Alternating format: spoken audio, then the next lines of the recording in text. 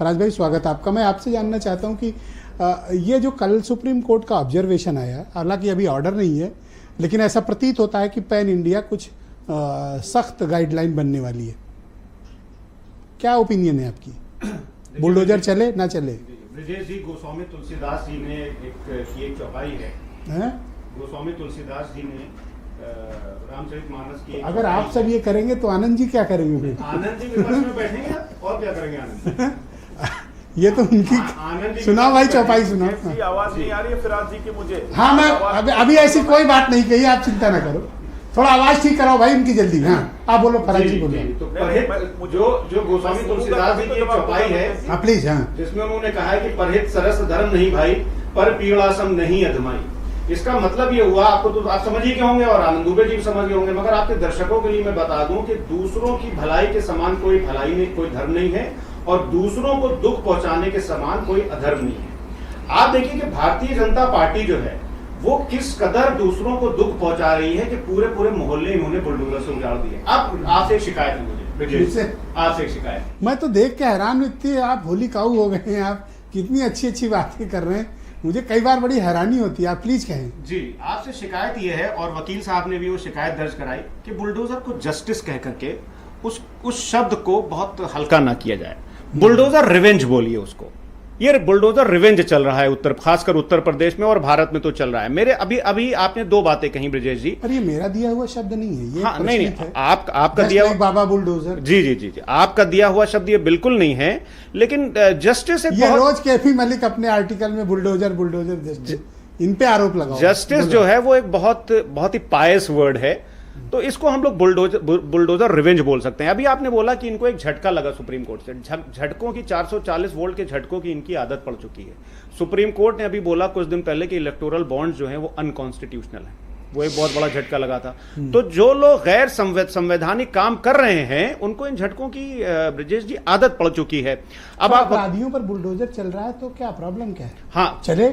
अरे तो टेनी के लड़के के घर के ऊपर कब बुलडोजर चल रहा है बताइए, हम तो इंतजार कर रहे हैं। और गली में नहीं जा पाया होगा। अयोध्या में अभी 4 साल की बच्ची से रेप हुआ है। रास्ता तंग है, नहीं गया। अयोध्या में अभी 4 साल की बच्ची से रेप हुआ है, मुश्किल से 10 दिन पहले।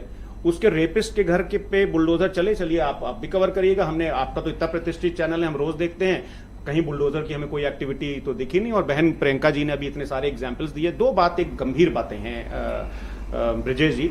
अभी वकील साहब ने भी एक बात बोली कि आए दिन ये लोग आर्टिकल 21 का भी आपने जिक्र किया, जिसमें कि मुझे लगता है कि this is protection of life and personal liberty को आर्टिकल 21 बताता है। भारतीय जनता पार्टी के मुख्यमंत्री, हम असम के मुख्यमंत्री की बात करें ब्रजेश जी, जिन्होंने संविधान की कसम खाई है, संविधान की धज्जियां और संविधान को तार तार अगर कोई कर रहा है तो भारतीय जनता पार्टी के मुख्यमंत्री कर रहे हैं, चाहे वो हरियाणा के मुख्यमंत्री हों और चाहे वो असम के मुख्यमंत्री हों। अब मैं ऐसा क्यों बोल रहा हूं?